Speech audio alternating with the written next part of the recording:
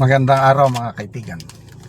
Bigyan natin ng reaction opinion itong pahayag ng Pangulong Marcos na sa wakas umamin siya na hindi kaya ng gobyerno ang pagsolusyon sa problemang ito tungkol po sa garbage crisis.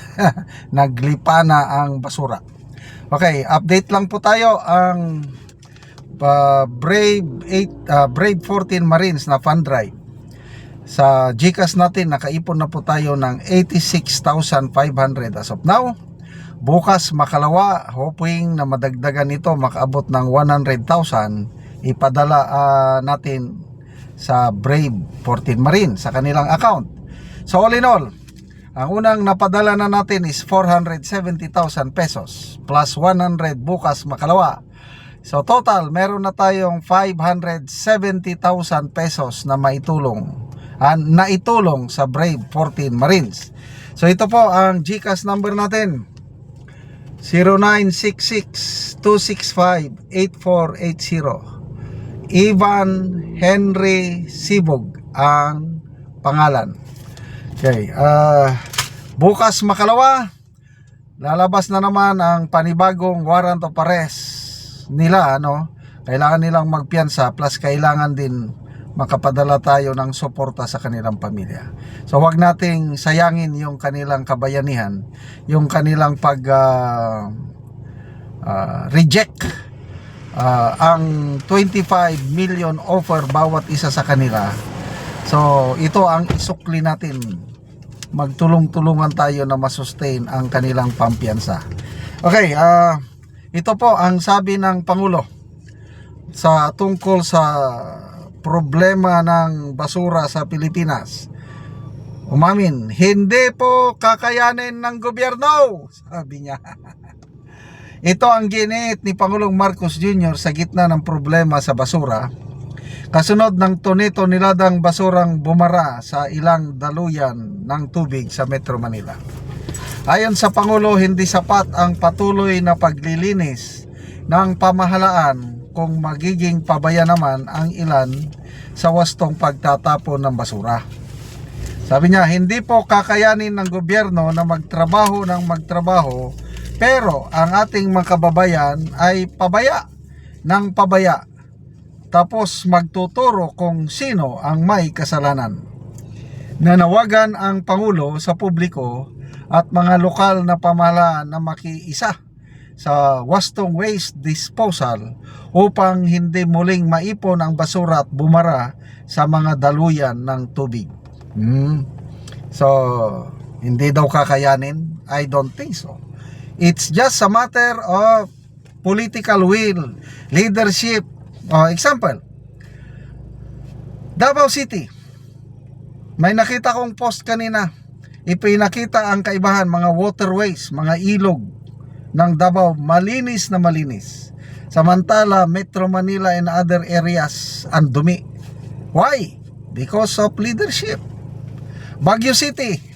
Palagi kaming magbakasyon sa Baguio. With the leadership of Mayor Magalong, ang linis ng Baguio. There was a time na assign ako sa Baguio City when was that? Huwag ko na lang banggitin. Pati yung mayor, ang dumi, napapabaya ng basura. Kaya depende lang yan sa leader. Kaya yung sinabi na hindi kaya ng gobyerno, yan, defeatist attitude yan. Political will. Bakit sa Davao? Bakit sa Baguio? Disiplinadong mga tao. Kasi pinaparusahan ang mga tao doon. Example, sa Davao, magtapon ka daw ng basura kahit saan, pag nahuli ka, multa, at the same time mag-seminar ka pa. Kaya takot ang mga tao sa Davao, takot ang mga tao sa Baguio City, kasi nandyan ang Mayor Baste at Mayor Magalong na may alam mo na kalalagyan. Example, si Tatay Digong, nung problema natin sa Tanimbala, walang magawa ang Aquino administration. Pag-upo ni Tatay Digong, Sabi lang niya, sige tuloy nyo, papakain ko sa inyong bala. Ano lang, anong nangyari? Huminto yung mga tanim bala. Ngayon bumabalik na naman. Oh, problema sa bawal na gamot. Pag upo niya, hindi naman totally na-solve. Sabi niya, gugurgurin ko kayo. O di anong nangyari sa mga adictos benedictos, yung mga nagbebenta, di tumino sila o naglaylo. Ganun lang yun. Kung ang presidente natin, hindi natin kaya, sumunod naman kayo, para bang nagmamakaawa. That's weak leadership. Kaya kung ano ang puno, yun din ang naging bunga. Kaya ganyan tayo ngayon, napakahina. Sayang at hindi tayo nakinig kay Tatay Digong natin. Yung sabi niya na weak leader yan. Nung una, wala noon si Tatay Digong. Nagtampo lang siya kay BBM, ganito, hindi tayo naniwala. O ngayon, so nagkakahirap-hirap na tayo. Dahil hindi tayo naniwala na weak leader siya. It's all about leadership. Doon, nagbakasyon kami sa US 2 years ago. Napapansin ko ang lilinis yung mga ilog nila. Bakit? Kasi walang nagtatapon ng basura. Magtapon ka ng basura kahit saan doon, may kalalagyan ka, ang laki ng multa. Kung kaya ng Davao City, kung kaya ng Baguio, I think mayroon pa, Trento, Agusan del Sur, may nabasa akong post. Kasi ang Trento malapit sa Davao. Ginagaya daw ng Trento, Agusan del Sur ang style sa Davao.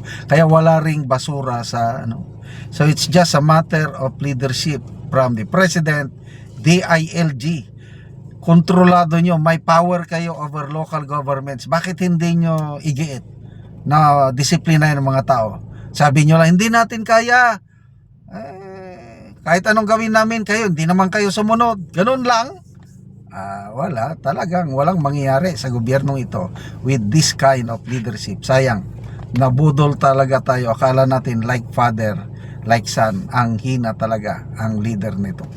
Salamat mga kaibigan sa inyong pagsubaybay sa channel nito. Nakakatulong kayo ng malaki sa tribong Talandig ng Bukidnon dahil ang sweldo natin sa channel nito is pantulong sa tribo.